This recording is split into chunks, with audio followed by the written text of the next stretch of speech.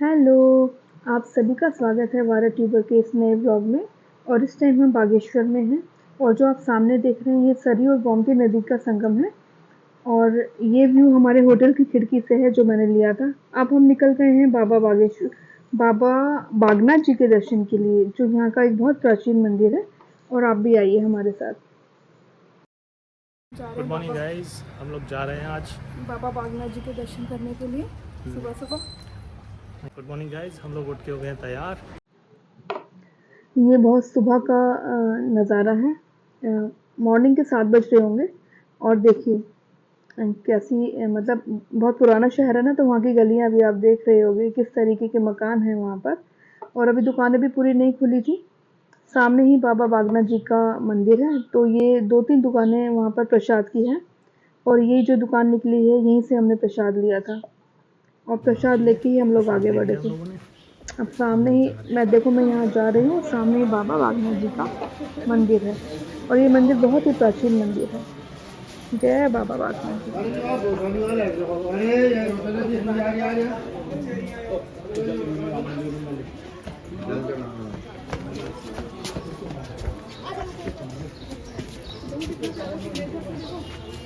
ये 2 मंदिर हैं क्या? हैं।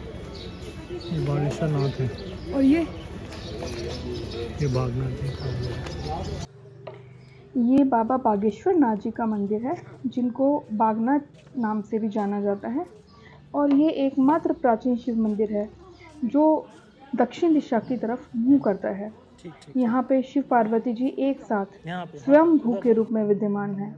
और इस मंदिर का निर्माण राजा लक्ष्मीचंद जी ने 1485 ईस्वी में करवाया था। वैसे तो मंदिर का निर्माण 7वीं शताब्दी में हो चुका था, क्योंकि मंदिर की जो मूर्तियाँ हैं वो 7वीं शताब्दी से लेकर 16वीं शताब्दी के बीच की हैं। और इस मंदिर को पहले के ज़माने में लोग व्याघ्रेश्वर नाम के जानते थे, मतलब बाघ के नाम से जानते थे, जो धीरे धीरे बागेश्वर हो गया। और मंदिर के पास ही सरयू और गोमती नदी का संगम है। हिंदू धर्म ग्रंथों के अनुसार भगवान शिव जी यहाँ पर बाघ के रूप में प्रकट हुए थे, इसलिए इस स्थान को बागेश्वर के नाम से भी जाना जाता है। और इसी स्थान को उत्तर की काशी के रूप में भी जाना जाता है। रावल समाज के लोग यहाँ के पुजारी हैं। और मंदिर में आप बेलपत्र, चंदन, बताशे, खीर और खिचड़ी का भोग लगाते हो।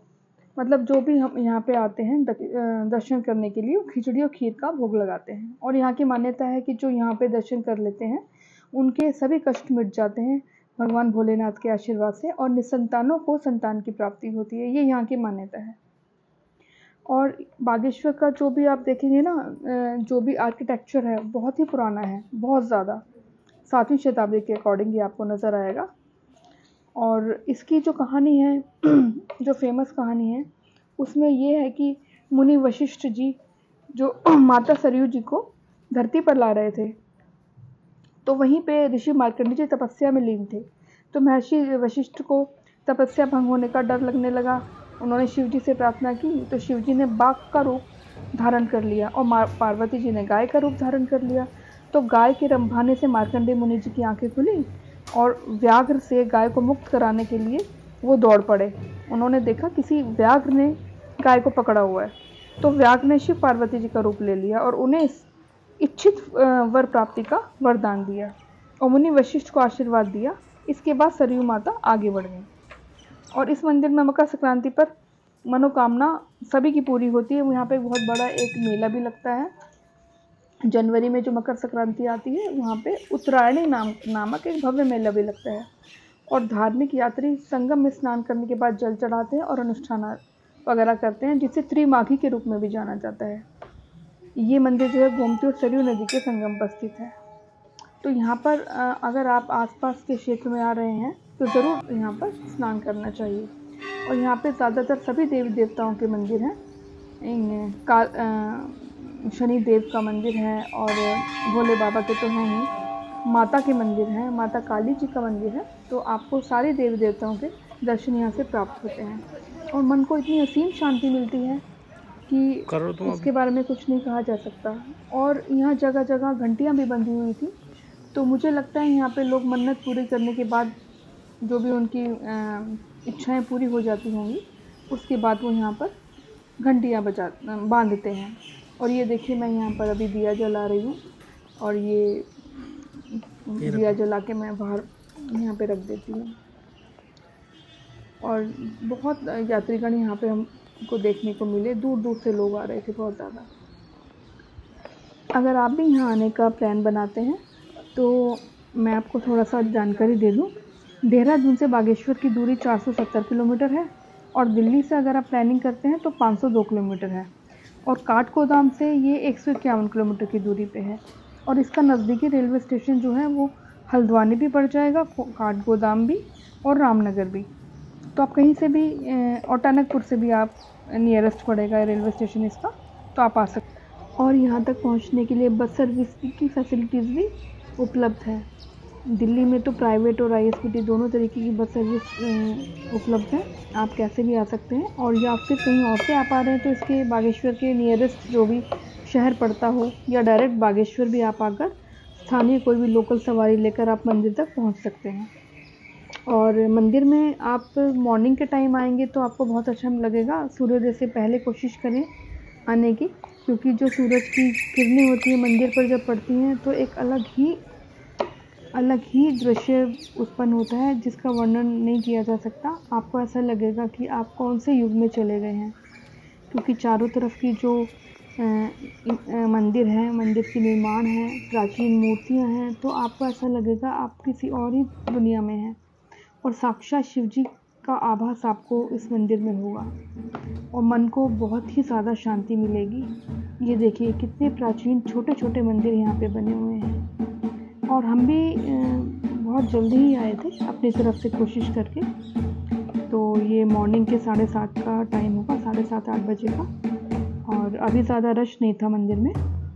ये देखिए ये तो मेन मंदिर है जहाँ पे बाबा बागनाथ जी का शिवलिंग विराजमान है। और ये हमें कुछ वहाँ पे बैठे हुए एक वहाँ के जो ट्रेडिशनल जो वाद्य था, मतलब उसको बजा रहे थे। और मैं यहाँ पे परिक्रमा शायद लगा रही हूँ मंदिर की। और देखिए दूर से भी यहाँ का व्यू देखिए। इसी मंदिर पे बाघ का एक बहुत बड़ा वो अर्क बनाया हुआ है, अभी हम आपको नज़दीक से भी दिखाएंगे। ये मैं परिक्रमा मंदिर की लगा रही हूँ। आप देखिए कितना सुंदर दृश्य है, ये देखिए व्यू आप। और ये देखिए कितनी घंटियाँ यहाँ पे जगह जगह बांधी हुई हैं, जिसके बारे में अभी मैंने आपको बताया था कि लोग अपनी मन्नत पूरी करने के बाद यहाँ पे बांधते हैं। ऐसा मैंने अनुमान लगाया है, पर यही कारण रहा होगा। और यहाँ पे ये 2 पुजारी बैठे हुए थे, और इस प्रकार हम बाबा बागनाथ जी का आशीर्वाद लेकर प्रसाद भी मंदिर से निकल गए थे, क्योंकि हमारे पास आज का ही दिन था और हमें आज और भी मंदिरों के दर्शन करने थे। दर्शन करके आ चुके हैं। जैसे खाते हैं वैसे अब हम लोग दर्शन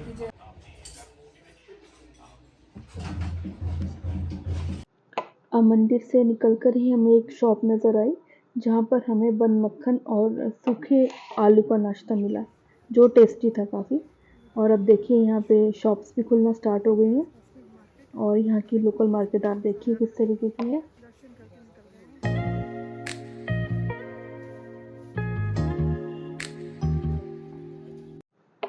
अब बागनाथ जी के दर्शनों के बाद हम बैजनाथ की तरफ चल पड़े हैं। तो अब ये हमारा रूट है जिस पे से हम गुज़र रहे हैं। हल्की हल्की सी धूप आ रही थी, पर मौसम में बहुत ज़्यादा ठंडक थी अभी भी। आप देखिए दिन के समय में बागेश्वर को। और ये थोड़ा लंबा रूट था लोग अपने डेली के जो काम थे उसमें लग पड़े थे। और ये देखो यहाँ छोटे छोटे गेस्ट हाउसेस भी बने हुए हैं, जहाँ पर आराम से स्टे कर सकते हैं। गेस्ट हाउस की कोई कमी नहीं है बागेश्वर में। आराम से आप किसी भी टाइम आएंगे तो आपको होटल मिल जाएगा आपके अकॉर्डिंग। बागनाथ मंदिर के दर्शन करने के बाद हम लोग बैजनाथ की तरफ चल दिए, और रास्ते में एक दुकान वाले से पता चला कि यहाँ पर माता कोट भ्रामरी जी का एक विशाल मंदिर स्थित है, जो एक बहुत ही प्राचीन मंदिर है और जिसकी मान्यता बहुत ज़्यादा है। और जो दूर दूर से लोग यहाँ पर दर्शन के लिए आते हैं माता के। और हम तो बहुत ही नज़दीक थे, तो माता का बुलावा समझ लीजिए और या माता का आशीर्वाद कि हमने ये सोचा कि सबसे पहले माता का आशीर्वाद लेने जाते हैं। तो अब हम माता कोट ब्राह्मणी जी के दर्शनों के लिए चल पड़े हैं। बेटा, ये कोट ब्राह्मणी देवी का मंदिर किधर है? इसी पे ऊपर गाड़ी जाएगी। Thank you.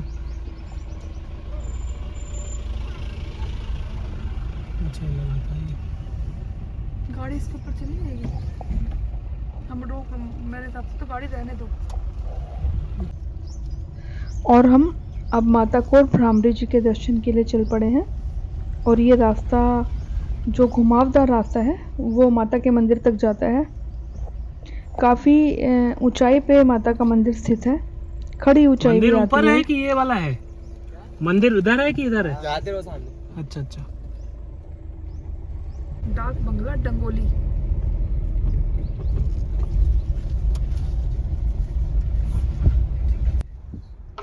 बहुत ही ऊंचा नीचा रास्ता था माँ कोट ब्राह्मणी जी के मंदिर का। कभी एकदम सड़क नीचे चली जाती थी, कभी ऊंचाई आ जाती थी और एक तरफ घाटी थी। मतलब सीधा रास्ता नहीं था, थोड़ा ऊंचाई पे मंदिर स्थित है। थोड़ा नहीं, बहुत ऊंचाई पे मंदिर स्थित है। और अब हम लगभग मंदिर के सामने पहुंच चुके हैं। ये देखिए सामने माता कोट ब्राह्मणी जी का मंदिर है। और जिससे पहले कुछ प्रसाद की दुकानें भी आपको नज़र आ रही होंगी। एक तो ही दुकानें हैं, ज़्यादा नहीं है। और मंदिर का ये प्रवेश द्वार है। जय माता कोट ब्राह्मणी जी। और इस इधर सामने से हमने प्रसाद लिया। हम अब प्रसाद ले रहे हैं। देखिए आप। कितना पुराना मंदिर है ये माता का? ये होगा कम से कम 400-500 साल पुराना। 400-500 साल पुराना, मान्यता प्राप्त है। क्षेत्रीय पुरातत्व के अंदर है, इसमें नहीं है। धूप डालिए ना जी, धूप डाली, इसमें माचिस भी है। ठीक है जी। चलो ऊपर से हो गया। ऊपर वॉशरूम वगैरह तो मिल जाएगा। सब कुछ ऊपर से ले आना। ठीक है, घूमने के भी अच्छी जगह है वहाँ। ठीक है जी, धन्यवाद। ये देखिए माता के मंदिर की सीढ़ियाँ। यहाँ से आप प्रसाद लेके ऊपर चलेंगे। उस साइड से ऐसा नज़ारा है।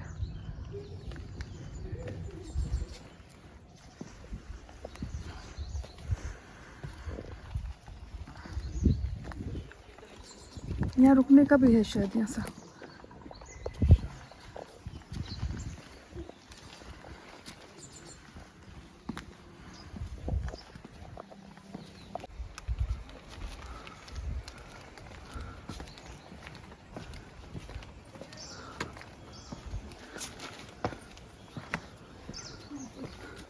माता रानी, हम मोटो के लिए भी कुछ सोच लेते।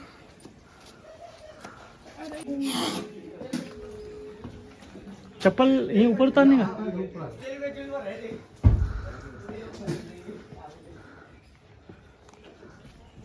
ये ऊपर उतार।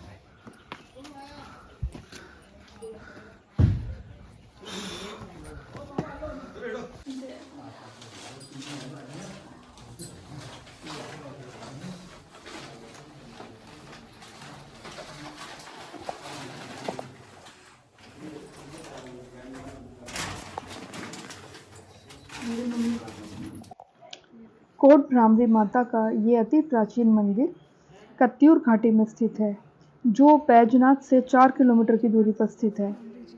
और ये मंदिर किसने बनवाया था, ये आज तक भी रहस्य बना हुआ है। माँ दुर्गा यहाँ पर एक भंवरे के रूप में विराजमान है। ये अति प्राचीन शक्तिपीठ है और यहाँ पर हर साल चैत्राष्टमी को विशाल मेला लगता है, जबकि माँ नंदा देवी जी का मेला भाद्र मास की शुक्ल अष्टमी को लगता है। यहाँ दोनों माताओं की पूजा की जाती है और ये जगह कोट की माई के नाम से भी प्रसिद्ध है। यहाँ पे खिचड़ी का भी प्रसाद चढ़ता है, जैसा कि अभी आप देख रहे थे। और यहाँ ये जो मंदिर है ये बहुत ही मान्यता प्राप्त मंदिर है, बहुत ही प्राचीन मंदिर है। इस मंदिर तक पहुँचने के लिए 11 किलोमीटर की खड़ी चढ़ाई चढ़नी पड़ती है।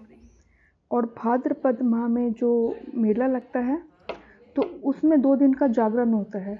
दूसरे दिन के जागरण की रात को भक्तजन माता का आशीर्वाद पाने के लिए पूरी रात हाथ में दिए जलाकर खड़े रहते हैं और माता का आशीर्वाद पाते हैं और उन्हें सुख, शांति, धन और संतान प्राप्ति का माता से आशीर्वाद मिलता है।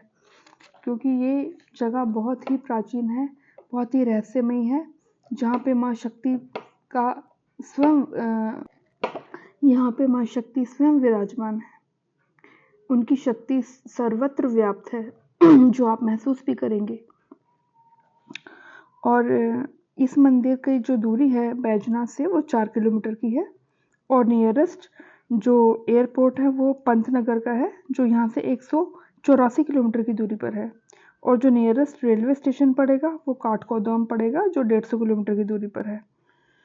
और कोसानी जो है वो कोसानी भी यहाँ से 4 या 5 किलोमीटर की दूरी पर पड़ता है।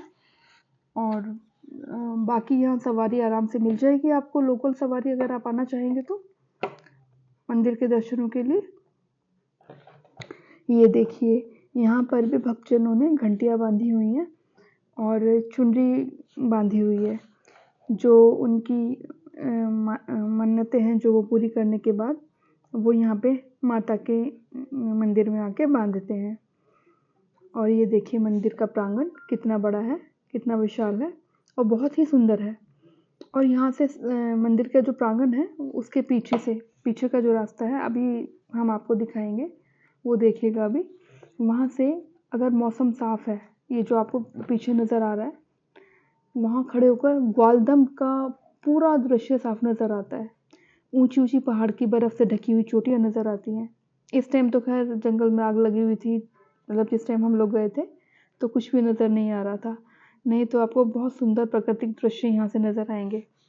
ये देखिए, ये जो एरिया है मंदिर का विशाल प्रांगण है, यहाँ पे भक्तजन जागरण वगैरह करते हैं।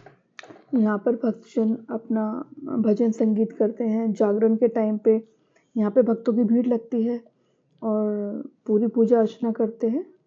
ये देखिए, हमने इस पे कैप्चर करने की कोशिश की है। पीछे जो भी पहाड़ की चोटियाँ हैं आपको थोड़ी बहुत नज़र आ रही होंगी यहाँ से। मौसम तो काफ़ी ठंडा था, पर मौसम में जो था धुआं भरा हुआ था आसमान पे, तो कुछ भी क्लियर नज़र नहीं आ रहा था यहाँ से।